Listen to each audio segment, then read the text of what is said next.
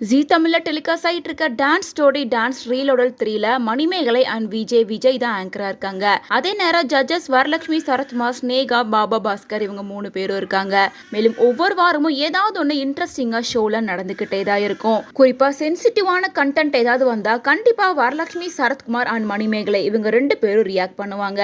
அந்த மாதிரி தான் இந்த வாரம் நடந்த டெடிகேஷன் ரவுண்ட்ல ஒரு கண்டஸ்டன்ட்டோட பர்ஃபார்மன்ஸை பார்த்து ரொம்ப வியந்து போயிருக்காங்க. அது மட்டும் இல்லாமல் பெண்களுக்காக போராடுற மாதிரி இந்த கான்செப்ட் எனக்கு ரொம்ப பிடிச்சிருக்கு. எப்பவுமே பெண்களை வீக்காக பார்க்குற உலகத்தில் பெண்களை ஸ்ட்ராங்காக காமிச்சு ஒரு எண்டு போட்டிருக்கீங்க. இது ரொம்ப நல்லா இருக்கு அப்படின்னு பாராட்டிட்டு வரலட்சுமி, சரத்குமார் சில விஷயங்களை பேசியிருக்காங்க. மற்ற நாடுகளை விட நம்ம நாட்டில் தான் பாப்புலேஷன் அதிகம். ஆனால் இங்கே செக்ஸை பற்றி பேசினா மட்டும் பெரிய தப்பான விஷயமா பார்க்குறாங்க. அது மட்டும் இல்லாமல் ஒரு பையன்கிட்ட ஒரு பொண்ணுக்கிட்ட எப்படி நடந்துக்கணுன்றதை அவங்க சொல்லி கொடுக்கணும். இந்த மாதிரி முன்னாடியே சில விஷயங்களை சொல்லி கொடுத்துருந்தா கண்டிப்பாக அந்த பையன் தப்பு பண்ண மாட்டான். ரோட்டில் ஒரு பொண்ணோட பிரா தெரிஞ்சா அசிங்கமாக பார்க்குறாங்க, உலகமே இடிஞ்சு போயிடுற அளவுக்கு பேசுகிறாங்க.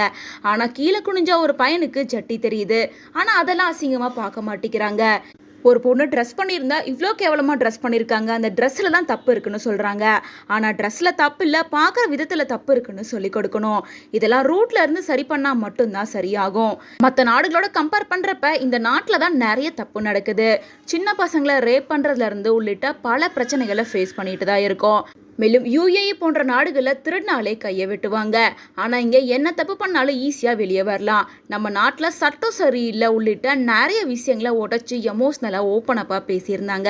மேலும் வரலட்சுமி, சரத்குமாரோட இந்த போல்டான ஸ்பீச்சை கேட்ட மணிமேகலை ஒரு செகண்ட் ஸ்டன் ஆயிட்டாங்க அப்படின்னே சொல்லலாம். எப்பவுமே என்ன விஷயம் நடந்தாலும் மணிமேகலையோட எக்ஸ்பிரஷன் இல்லாமல் இருக்காது.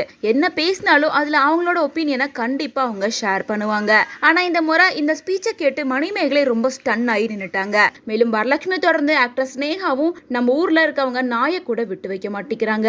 வீட்டுல இருக்கிறவங்கள பாக்குற மாதிரி எல்லாத்தையும் அம்மா, அக்கா, தங்கச்சின்னு பார்த்தா இந்த தப்பெல்லாம் நடக்கவே நடக்காது அப்படின்னு ஆக்டர் ஸ்னேகாவும் சில விஷயங்களை பேசியிருந்தாங்க. மேலும் டான்ஸ் ஸ்டோரி டான்ஸ் சீசன் 3ல ஒவ்வொரு வாரமும் ஏதாவது இந்த மாதிரி கண்டென்ட்டை பத்தி பேசிட்டே தான் இருக்காங்க. ஸோ இதை பத்தி உங்களோட கருத்துக்களை கமெண்ட்ஸ் மூலமா ஷேர் பண்ணுங்க.